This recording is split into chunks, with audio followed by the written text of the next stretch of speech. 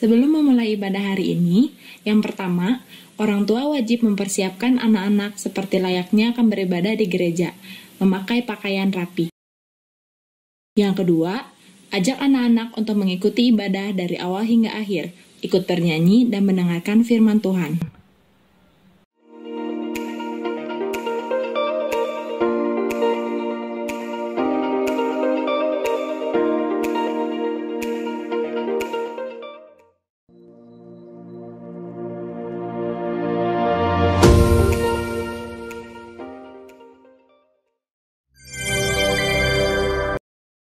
Shalom adik-adik Victory Kids. Selamat hari Minggu. Shalom dari Kak Denis. Selamat pagi. Masih ketemu lagi sama kita di sini. Oke, kita mau sama-sama memuji nama Tuhan. Semuanya bangkit berdiri. Ayo, kita mau nyanyiin semangat. lagu apa nih Kak judulnya? Oh, Sukacitaku. Pakai gerakan ya, kita ikutin. Sukacita. Oke, sip. Musik.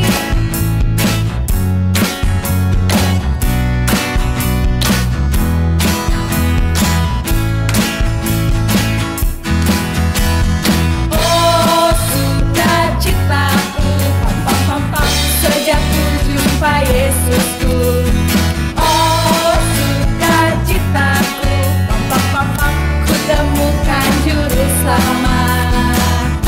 Dia mengasihi aku, bahkan mati bagiku. Sukacitaku ini penuh.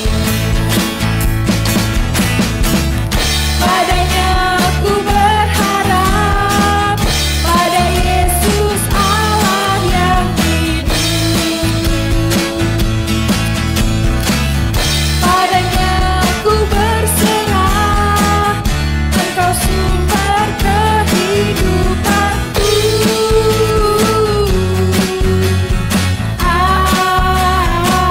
Kanan,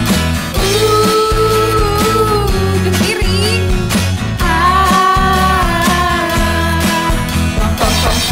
Asik, udah digoyang ya pagi-pagi adik-adik semuanya. Sukacita belum adik-adik? Oh, belum kayaknya. Kita tambah lagi sukacitanya nih Kak. Sukacita. Ayo. Bangkit berdiri, semangat. Kita mau bersukacita hari ini. Adalah sukacita.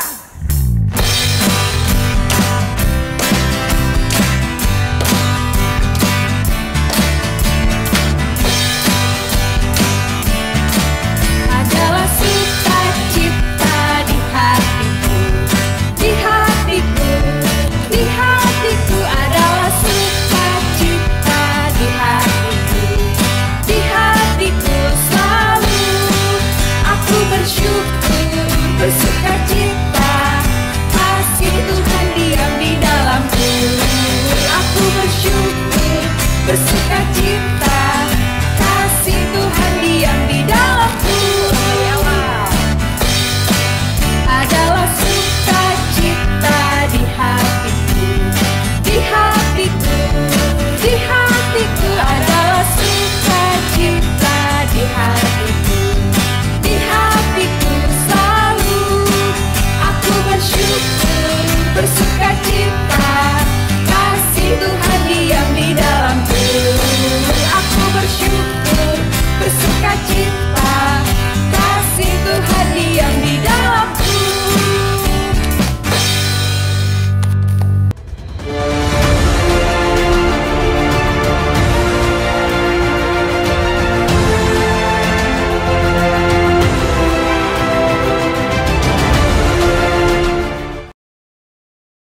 Selamat pagi adik-adik Victory Kids semua. Apa kabarnya? Sungguh amat baik dalam Tuhan Yesus ya. Yuk kita sudah memuji dan menyembah Tuhan. Sebentar lagi kita akan mendengarkan firman Tuhan. Mari kita berdoa. Tuhan Yesus, terima kasih Tuhan buat hari ini Tuhan. Kami boleh kembali Tuhan memuji dan menyembah Engkau Tuhan. Dan kami sebentar Tuhan akan mendengarkan firman-Mu. Berkati setiap hati kami Tuhan menjadi tanah hati yang subur yang siap menerima benih firman-Mu. Dan berkati hamba-Mu juga yang menyampaikan firman Tuhan. Biar benar firman ini boleh menjadi berkat buat setiap kami. Buat setiap anak-anak Victory Kids di kelas Mandia maupun Tunas. Terima kasih Tuhan Yesus. Di dalam nama Tuhan Yesus kami sudah berdoa dan mengucap syukur. Haleluya. Amin. Nah adik-adik semua, firman kali ini untuk anak-anak di kelas madya, dan kelas tunas remaja. Oke, kita akan menyambung cerita kita minggu lalu ya. Kali ini kita punya tema Allah menghendaki kita untuk saling mengasihi, dan nas Alkitabnya dari 1 Samuel 20 ayatnya yang pertama sampai ayat ke-43. Nah, kita akan dengarkan ceritanya ya. Nah, adik-adik, siapa yang punya teman atau punya sahabat karib? Saya juga ada ya, saya juga punya gitu. Nah, apa sih yang biasa dilakukan sama teman-teman atau sahabat karib? Bisa ngobrol, nongkrong gitu ya, kita main bareng, kita makan bareng, terus mungkin zaman sebelum pandemi bisa ngerjain tugas bareng, saling berkunjung ke rumah teman gitu ya. Pokoknya segala sesuatunya bareng, kita bisa cerita-cerita gitu ya. Dan asik banget gitu punya sahabat. Nah, tahu nggak adik-adik, Daud juga punya sahabat baik. Siapa coba nama sahabat baik Daud? Siapa? Ya, Yonatan. Nama sahabat baik Daud adalah Yonatan. Nah, Yonatan ini adalah anak dari Saul, raja Israel yang pertama. Nah, kita tahu dari cerita minggu lalu bahwa Raja Saul ingin membunuh Daud. Wah, jadi Daud kan kabur dari Raja Saul, dan akhirnya Daud itu sampai di satu tempat yang namanya Nayot dekat Rama. Nah, di situ Daud bertemu dengan siapa? Nabi yang mentasbihkan Daud sebagai raja juga. Benar, Daud bertemu dengan Nabi Samuel. Nah, setelah pertemuan itu, beberapa saat kemudian akhirnya Daud melanjutkan perjalanan melarikan dirinya gitu. Akhirnya Daud sampai ke suatu tempat yang dekat Rama juga. Nah, di situ Daud bertemu dengan Yonatan. Nah, Daud ketemu nih sama teman baiknya. Nah, kita tahu tadi bahwa teman baiknya Daud itu, Yonatan itu adalah anak dari Raja Saul. Jadi Daud menceritakan keluh kesahnya sama Yonatan. Daud bilang seperti ini, bahwa Raja Saul itu sedang mereka-rekakan yang jelek sama aku gitu, dan Raja Saul ingin aku celaka. Nah, mendengar hal itu Yonatan kaget, terus dia bilang sama Daud, gak mungkin, jauhlah hal yang seperti itu, karena ayahku Raja Saul itu selalu menginformasikan, selalu menceritakan apa yang akan dilakukan raja kepada aku, apalagi hal sebesar ini gitu. Jadi gak mungkin Raja Saul ingin mencelakakan kamu tanpa menceritakannya sama aku. Nah, tapi Daud jawab sama Yonatan, karena itu makanya Raja Saul tahu bahwa kamu itu sahabat dekat aku. Jadi Raja Saul gak mau gak mau memberitahukan rencananya sama Yonatan karena takut nanti Yonatan bersusah hati. Wah, dengar kayak gitu kan Yonatan tambah kaget ya. Yonatan tambah bersusah hati, malah Yonatan bingung. Akhirnya Yonatan menjanjikan sesuatu sama Daud bahwa Yonatan akan melakukan apa saja sesuai permintaan Daud.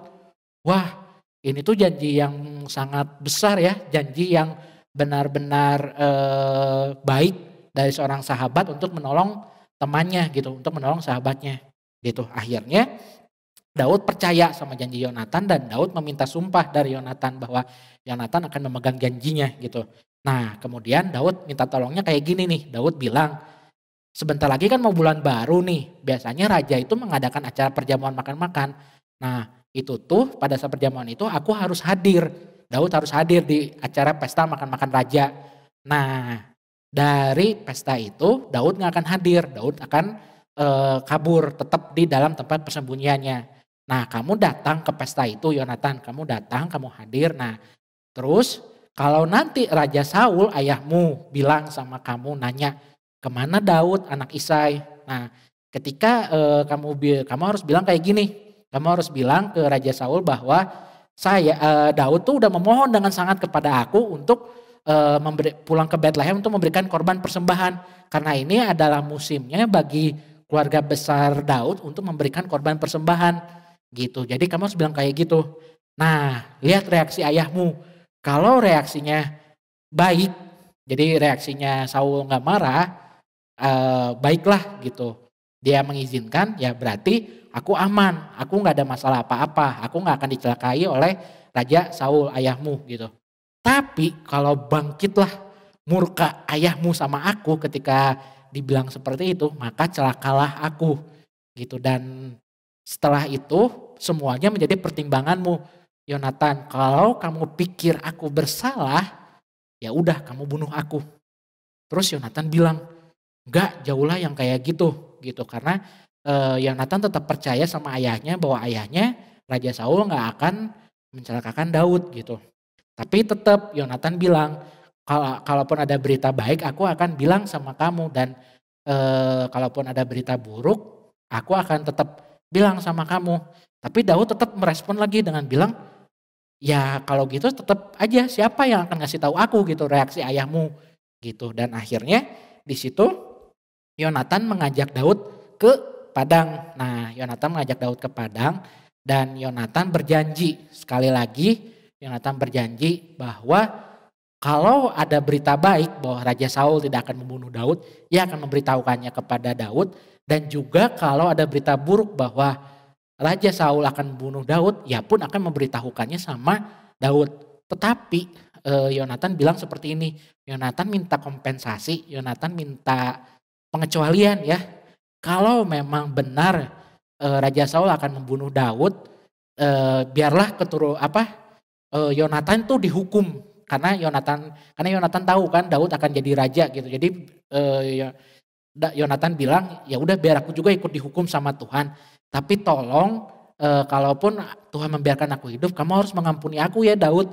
Dan juga kalaupun misalkan aku mati, kamu tetap harus menjaga keturunanku gitu. Kamu harus menjaga keturunanku dan jangan sampai keturunanku dilupakan oleh keturunanmu gitu. Jadi Yonatan tetap minta perlindungan sama Daud gitu. Yonatan tetap minta suaka istilah kerennya sama Daud gitu. Kalaupun Daud akhirnya naik jadi raja, tolong jaga keturunanku gitu. Jadi akhirnya mereka berdua itu saling bersumpah. Mereka berdua saling mengikat janji bahwa Daud akan menjagai Yonatan dan juga keturunan Yonatan.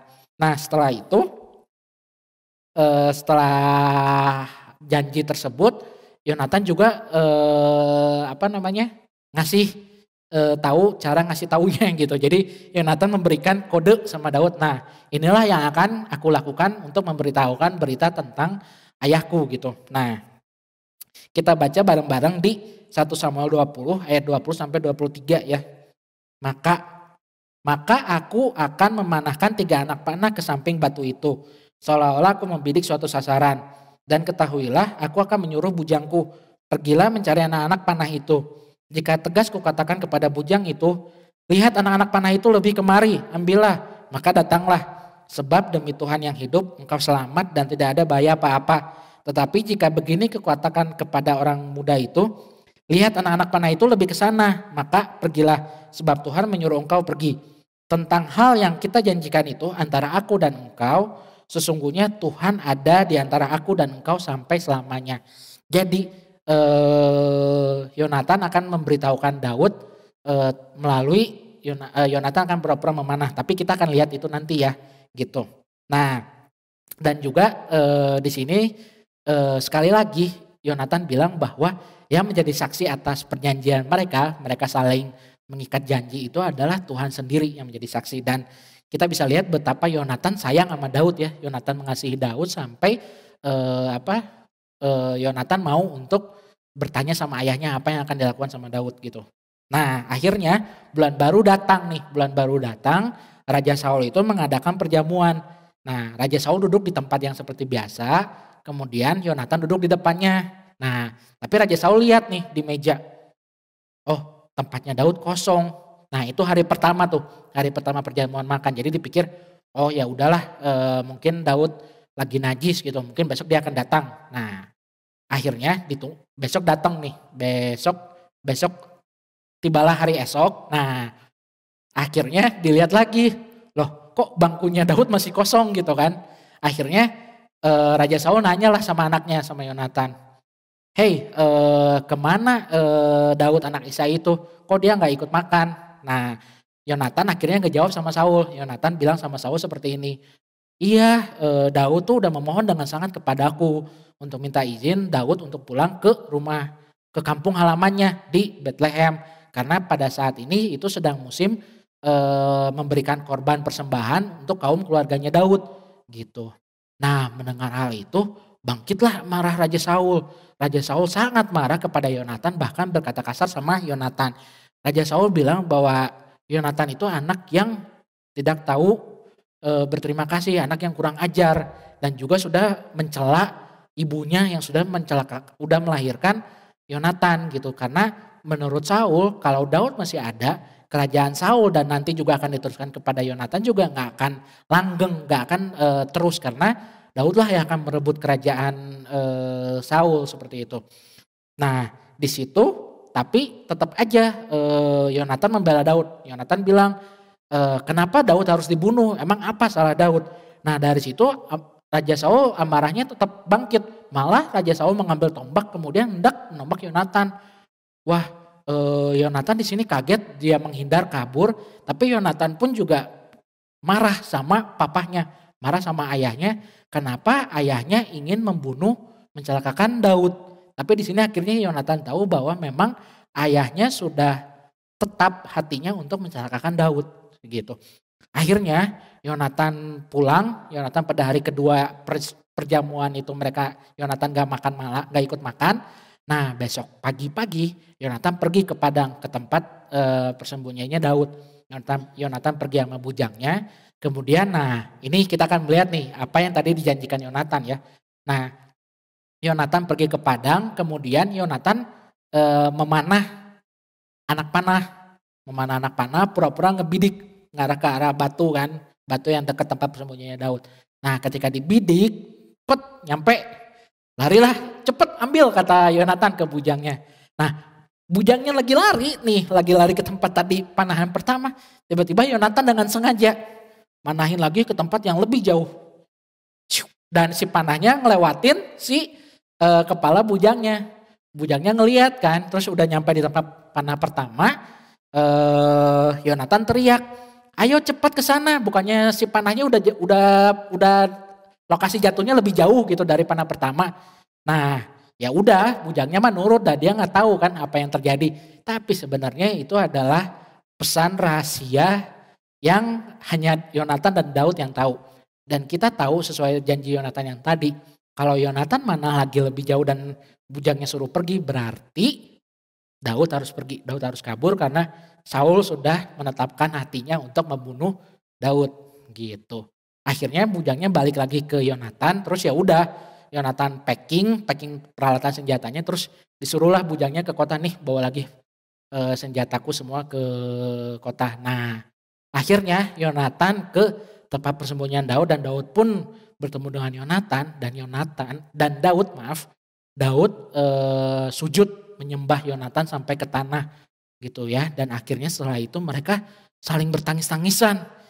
Ya kalian bayangkan bahwa Daud dan Yonatan benar-benar sahabat karib, dan gimana nggak sedih mereka berdua tahu bahwa ayah teman baiknya sendiri mau membunuh temannya gitu. Jadi Daud sedih karena ayahnya Raja Saul ingin membunuh Daud, dan Yonatan sedih karena ayahnya sendiri ingin membunuh teman baiknya gitu. Akhirnya mereka sedih, mereka bertangis-tangisan. Akhirnya di sini yang menegarkan hati Daud gitu. Daud menegarkan hatinya. Nah, Daud menegarkan hatinya, kemudian Yonatan bilang sama Daud. Nah, kita baca yuk di 1 Samuel 20 ayat 42. Pergilah dengan selamat. Bukankah kita berdua telah bersumpah demi nama Tuhan demikian? Tuhan akan ada di antara aku dan engkau, serta di antara keturunanku dan keturunanmu sampai selamanya. Jadi balik lagi, Yonatan bilang, udah kamu sana pergi dengan selamat. Karena Tuhan udah ada di antara kita berdua gitu. Karena Tuhan sudah menjadi saksi atas janjinya Yonatan dan Daud gitu. Jadi ya udah, akhirnya mereka berpisah, Daud melanjutkan perjalanannya dan Yonatan kembali ke kota. Nah, di sini kita bisa lihat gitu betapa Yonatan mengasihi Daud, betapa Yonatan sayang sama Daud. Nah, kita sebagai anak Tuhan kita harus bersyukur karena Allah Bapa sendiri sudah mengasihi kita. Sehingga ia bisa mengaruniakan anaknya yang tunggal supaya kita boleh selamat. Yaitu melalui pengorbanan Tuhan Yesus di kayu salib. Pengorbanan Tuhan Yesus di kayu salib itu menyelamatkan kita. Dan itu adalah awal mulanya kasih yang kita terima. Karena kita gak bisa mengasihi kalau kita gak menerima kasih daripada Allah Bapa sendiri. Nah, setelah kita menerima kasih daripada Allah Bapa, barulah kita bisa mengasihi sesama kita dengan tulus. Kita bisa mengasihi sahabat kita seperti Daud dan Yonatan tadi saling mengasihi. Karena kasih Tuhan ada di antara mereka. Kasih Tuhan ada di dalam Daud, kasih Tuhan ada di dalam Yonatan. Gitu. Dan di firman Tuhan ada dibilang bahwa kasihnya Tuhan Yesus itu sama seperti kasih seorang sahabat. Bahkan sahabat yang paling baik itu adalah sahabat yang berani memberikan nyawanya untuk sahabat-sahabatnya gitu. Nah, akhirnya kita akan baca yuk ayat hafalan kita dari Yohanes 15 ayat 12 sampai 13. Yohanes 15 ayat 12 sampai 13. Inilah perintahku, yaitu supaya kamu saling mengasihi seperti aku telah mengasihi kamu. Tidak ada kasih yang lebih besar daripada kasih seorang yang memberikan nyawanya untuk sahabat-sahabatnya. Jadi ini adalah omongan Tuhan Yesus langsung ya, bahwa perintah Tuhan Yesus adalah kamu harus saling mengasihi sama seperti aku telah mengasihi kamu. Gitu. Karena kita gak bisa mengasihi kalau kita gak terima kasih daripada Allah Bapa. Gitu. Dan tidak ada kasih yang lebih besar daripada kasih seseorang yang memberikan nyawanya untuk sahabat-sahabatnya. Itulah kasih Tuhan Yesus. Dan kita adalah sahabat-sahabatnya Tuhan. Gitu. Jadi kita juga harus saling mengasihi satu dengan yang lain. Kita harus mengasihi orang tua kita harus mengasihi kakak kita harus mengasihi adik kita harus mengasihi orang-orang sekitar kita. Mungkin ada ART di rumah, guru-guru kita harus mengasihi mereka. Karena kita telah menerima kasih daripada Allah Bapa dengan keselamatan dari Tuhan Yesus Kristus. Ya, sekian untuk firman Tuhan hari ini. Kita akan berdoa untuk menutup firman Tuhan pada hari ini. Haleluya Tuhan Yesus, terima kasih Tuhan buat hari ini. Terima kasih Tuhan buat cerita yang indah Tuhan. Kami boleh melihat persahabatan yang erat antara Daud dan Yonatan Tuhan. Tapi kami tahu Tuhan bahwa persahabatan ini ada karena kasih-Mu Tuhan boleh ada di dalam diri Daud dan Yonatan sehingga mereka boleh saling mengasihi satu dengan yang lain Tuhan, dan mereka boleh saling menjaga satu dengan yang lain Tuhan. Ajarkan kami ya Tuhan untuk boleh menerima kasih-Mu dengan tulus Tuhan, dan kami boleh membagikan kasih itu Tuhan dengan sesama kami Tuhan, dengan orang tua kami, dengan kakak adik kami Tuhan, dan dengan orang-orang sekitar kami ya Tuhan. Terima kasih Tuhan Yesus buat berkat-Mu. Dan sekarang mari kita angkat kedua tangan kita akan menerima berkat daripada Allah Bapa. Terimalah berkat daripada Allah Bapa, kasih karunia daripada Tuhan Yesus Kristus, juga persekutuan yang manis dengan Roh Kudus menyertai kita semua mulai hari ini sampai Maranatha Tuhan Yesus datang yang kedua kali. Terima kasih Tuhan Yesus, di dalam nama Tuhan Yesus kami berdoa dan mengucap syukur. Haleluya. Amin. Selamat hari Minggu adik-adik Victory Kids semua. Happy Sunday.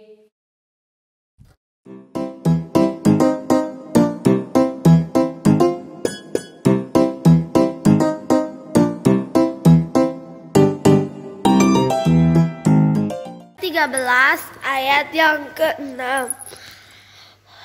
Sebab dengan yakin kita berkata, Tuhan adalah penolongku, aku tidak akan takut. Apakah yang dapat dilakukan manusia terhadapku? Amin. Ibrani 13 ayat 6. Sebab itu dengan yakin kita dapat berkata, Tuhan adalah penolongku, aku tidak akan takut. Apakah yang dapat dilakukan manusia terhadap aku?